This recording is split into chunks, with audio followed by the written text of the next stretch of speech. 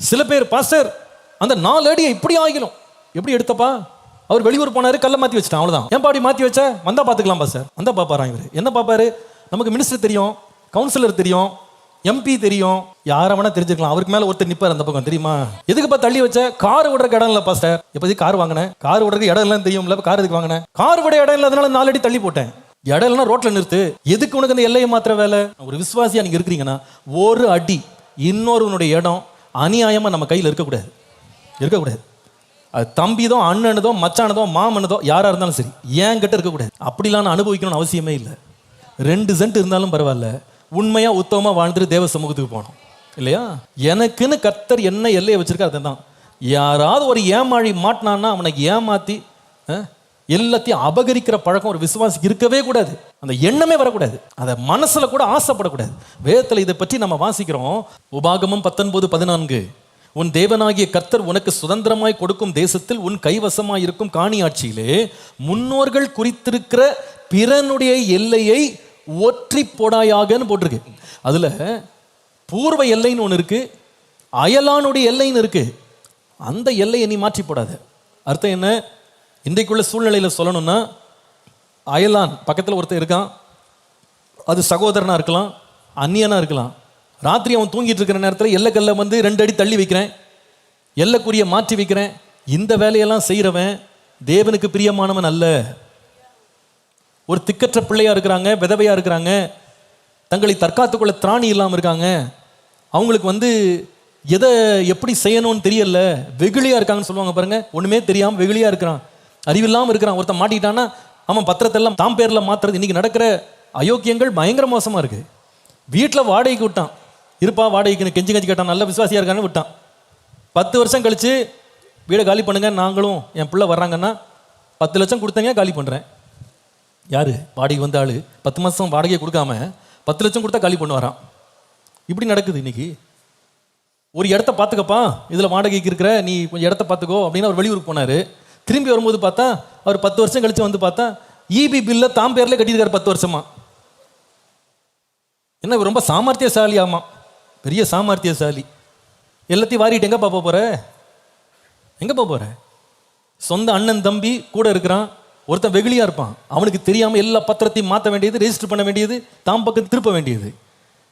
தேவனுக்கு பிரியமில்லாத வேலை. கர்த்தர் நமக்கு என்ன எல்லை கொடுத்தார் அந்த எல்லையில தான் இருக்கணும். எல்லையை தாண்டுவோமானால் நிச்சயமாய் அதற்கு நாம் ஒரு நாள் பதில் கொடுக்கணும். அதுல இருந்து தப்பிக்கவே முடியாது. ஏன்னா கர்த்தர் நியாயம் தீர்ப்பார். அதனாலதான் நம்ம 10 கற்பனையில 10வது கற்பனையை யாத்திராகமம் 20:17 வாசிக்கிறோம்.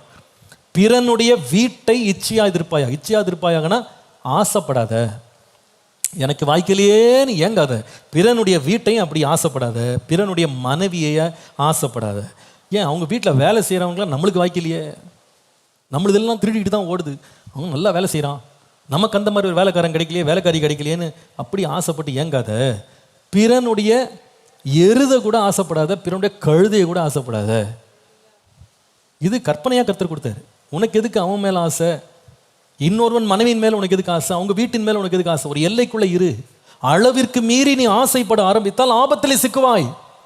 அந்த எல்லையை தாண்டாத. கர்த்தர் உனக்கு கொடுக்காத உனக்கு வேணாம்பா. கர்த்தர் கொடுக்காத உனக்கு எதுக்கு?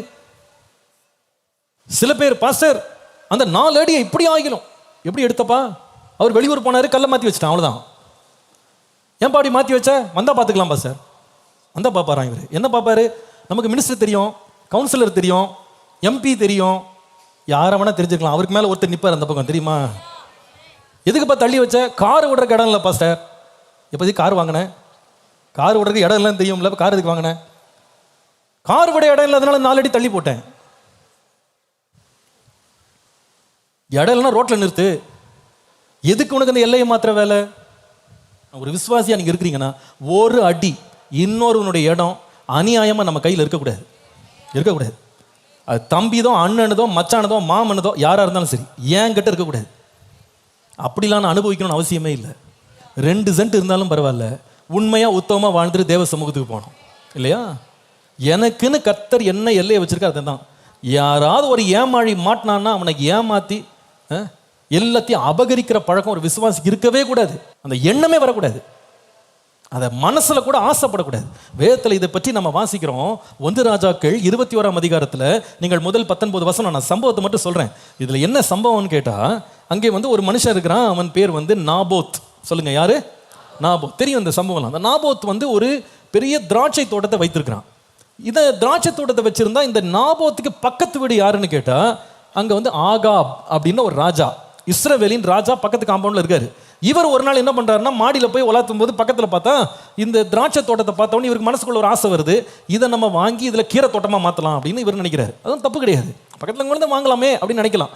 இவன் நேராக என்ன பண்றான், நாபோத்திட்ட போறான். எப்பா இதுக்கு எவ்வளோ விலைன்னு சொல்லு, இந்த விலையை நான் கொடுத்துட்றேன், எனக்கு இந்த லேண்டை கொடுன்னு கேட்குறேன். உடனே நாபோத் சொல்றான், வெரி சாரிங்க, நான் அந்த நிலத்தை கொடுக்க முடியாது.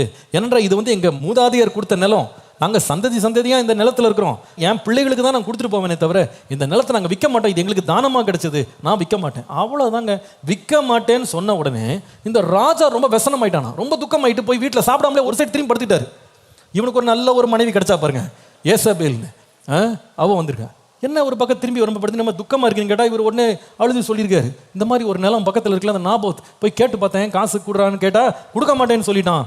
ரொம்ப மனசு வருத்தமாக இருக்கணும்னே. நீங்கள் எழுப்பி சாப்பிடுங்க, நான் பார்க்குறேன், நான் பார்க்குறேன். என்னமோ இந்தம்மா போய் எல்லாம் முடிச்சு கொடுப்பாங்கன்னு பார்த்தா இந்தம்மா செய்த வேலை என்ன தெரியுமா, 2 பொய் சாட்சிகளை எழுப்பி இவனை சங்கத்துக்கு முன்னாடி நிறுத்தி கொலை பண்ணி போட்டான். அவனை கொலை பண்ணிட்டு இந்த ஏசபேல் இந்த ஆகாப்ட சொல்றாங்க, எல்லாம் ரெடி ஆயிடுச்சு, போங்க, இடம் கிடைச்சிருச்சு உங்களுக்கு, போங்கன்னு. இந்த மனுஷன் கொலை பண்ணி போட்டிருக்காளே, உள்ள போலாமான்னு யோசித்தானா. இவர் போய் சைட் சீயிங் போயிருக்காரு, உள்ள சர்வே பண்றதுக்கு. கீரத்தோட சுத்திட்டு வந்தார். கர்த்தர் தீர்க்கதரிசி அனுப்பினார் வீட்டுக்கு. ஏன்னா அவன் வாய் பேச முடியாத ஒரு ஏழைன்னு அவனை கொண்டு போட்டியா? எப்படி அவன் ரத்தம் சிந்துச்சோ அதே போல உன்னுடைய ரத்தத்தை நாய் நக்குன்னு சொன்னார்.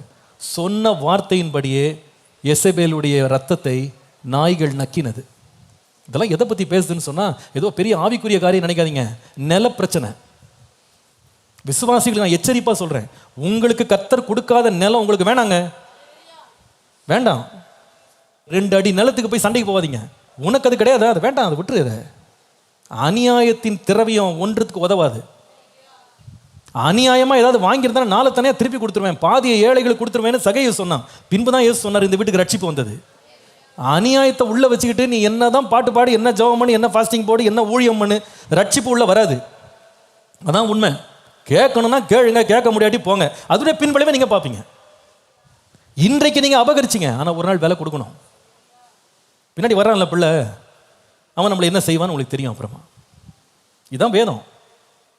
நம்ம சந்ததிகள் மேல சாபத்தை வைக்காம போகணும்னா நமக்கு இல்லாத ஒரு நிலத்தை இன்னொருவன் அபகரிச்சு வாழணும், நம்ம சம்பாதிக்கணும், நம்ம சாதுரியமா அவனை பெரட்டி நம்ம நல்லா இருக்கணும், அந்த எண்ணம் மட்டும் வரவே கூடாது. எனக்கு குறித்திருக்கிறதே கர்த்தர் நிறைவேற்றுவார், அது எனக்கு போதும். அந்த மன திருப்தி எனக்கு போதும். அதுக்கு மிஞ்சி எனக்கு 1 சென்ட் வேணாம், 1 அடியும் வேணாம், 1 இன்ச்சும் வேணாம். அந்த ஆசை எனக்கு வேணாம். கர்த்தர் எனக்கு கொடுத்தது எனக்கு போதும். நீதிமொழிகள் 15:25, அகங்காரியின் வீட்டை கர்த்தர் பிடுங்கி போடுவார், விதவையின் எல்லையோ நிலைப்படுத்துவார். இதுதான் கர்த்தருடைய வசனம். என்னுடைய எல்லைகள் ஒரு கட்டுப்பாட்டுக்குள்ள இருக்கணும். ஆசையினால், இச்சையினால், பேராசையினால் எல்லைகளை தள்ளி போடக்கூடாது. இதில் ஒரு முக்கியமான வார்த்தை உங்களுக்கு நான் சொல்ல விரும்புகிறேன். நீங்கள் எசேக்கியேலின் புஸ்தகம் 47ஆம் அதிகாரம் 13-14 வாசித்தீங்கன்னா கர்த்தர் அங்கே பேசுறாரு, இஸ்ரவேலின் 12 கோத்திரங்களுடைய லக்கத்தின்படி தேசத்தை சுதந்திரித்துக் கொண்டு குறிக்க வேண்டிய எல்லை ஆகுதுன்னு சொல்றாரு. இஸ்ரவேலுக்கு என்ன எல்லை கொடுக்கணும்னா, நீங்க அடுத்த வசனம் வாசிக்கும் போது எல்லா சகோதரனுக்கும் சரி பங்கா இடத்தை என்ன பண்ணணும், பிரிக்கணும். யோசேப்புக்கு 2 பங்கு கொடுக்கணும்னு சொல்றாரு. இது யாக்கோபின் காலத்திலே கொடுக்கப்பட்ட இரட்டிப்பான ஆசீர்வாதம். ஏனென்றா இந்த யோசேப்பின் மூலமா தான் இந்த 70 பேரும் உயிரோடு காக்கப்பட்டார்கள் பஞ்சத்துல.